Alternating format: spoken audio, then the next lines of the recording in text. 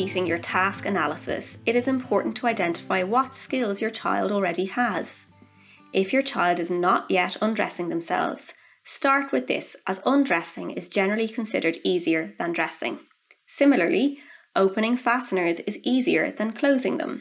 When you begin to learn how to undress the lower half, it can be helpful to start with elasticated soft material shorts, for example pajama bottoms.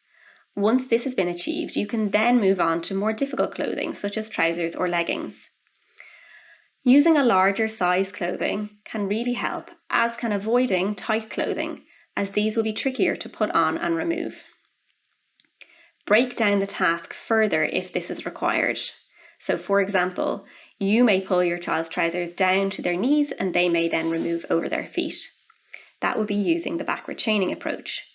Make sure to use consistent language and take pictures to create visuals if this would be helpful. Sometimes leaving clothing in an uncomfortable position to encourage them to pull it off or pull it down. For example, when you're removing the trousers, you could have them almost off but not fully off, and this would enable the child to identify that the task is not yet complete and they need to complete the task. You could also try dressing up, as this can make it more fun. Again, when you're teaching your child dressing skills, it's really important to break down the task and complete your task analysis. Work on one aspect of dressing at a time to reduce unnecessary frustration, and make sure you choose different tasks that suit your home environment and family. Using visual schedules and deciding where to start can really help. Involve your child in this decision making. Break the tasks down into the lower half or the upper half, and shoes and socks. Now it might be time for your child to start learning how to dress their lower body. Similar approaches are recommended here. Firstly, start with shorts instead of trousers, and also use elasticated trousers, shorts or skirts before working on tighter leggings or tights. Progress to trousers with buttons and zips after this. Pajamas can be much easier than tight jeans, for example. Consider your child's position, lean against the wall or sit in a corner, and progress from doing the task in sitting to then completing the task in standing. Similar approaches would also be taken for dressing the upper body.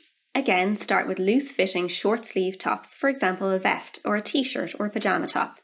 And once the technique is mastered, then progress onto more complex items of clothing, such as long-sleeve tops. Have a purpose to get dressed. For example, going to the child's favourite place. If your child is working on removing shoes and socks, you can use the backward chaining approach to remove the shoes after the laces are untied and loosened.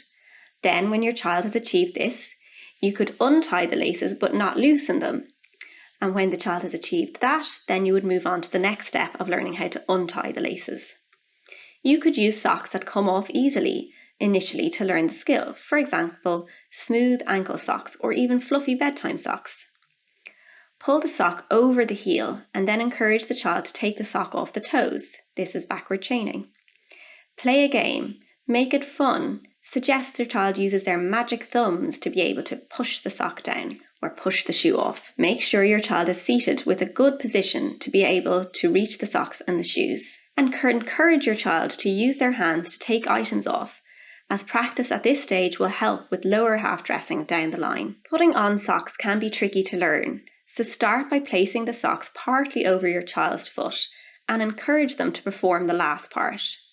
Prompt your child to use their magic thumbs again. Help them pull the sock on, i.e. isolating their thumbs to get them to tuck under the sock and pull up. Teach thumbs up and in. Roll down the top of the sock to make it easier for your child to get the foot in. And make sure, like always, to think about where your child is sitting.